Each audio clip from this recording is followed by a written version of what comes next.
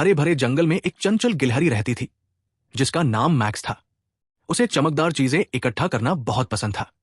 हर दिन वो जंगल में नई नई चीजें ढूंढने निकलता और अपने पेड़ के खोखे में जमा करता। एक दिन नदी के किनारे टहलते हुए उसे एक छोटा चिकना कंकड़ मिला जिस पर हल्की सुनहरी लकीरें थी। जैसे ही उसने उसे उठाया, कंकड़ ने फुसफुसाकर कहा, जिसे मदद की जरूरत हो उसकी सहायता करो और खुशियां तुम्हें खुद ही मिल जाएंगी। मैक्स हैरान रह गया, लेकिन उसने कंकड़ को अपने खजाने में रख लिया और आगे बढ़ गया। तभी उसने देखा कि लूना, एक नन्ही नीलकंठ चिड़िया, एक झाड़ी में फंसी हुई थी। उसकी नाजुक पंख कांटों में उलझ गए थे और वो डर के मारे फड़फड़ा रही थी। मैक्स पहले तो रुका। अगर मैं इसे बचाने में लग गया तो अपनी बाकी खोज नहीं कर पाऊंगा, उसने सोचा। लेकिन तभी उसे कंकड़ की बात याद आई। वो झट से झाड़ी के पास गया और अपने नुकीले दांतों से कांटे काटने लगा।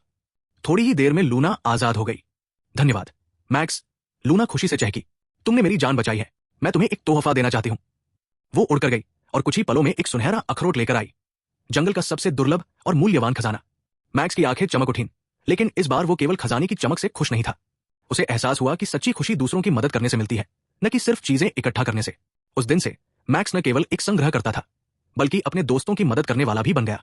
और बातूनी कंकर, वो किसी और को सिखाने के लिए आगे बढ़ गया। शिक्षा, निस्वार्थता और दया सच्चे सुख की कुंजी है।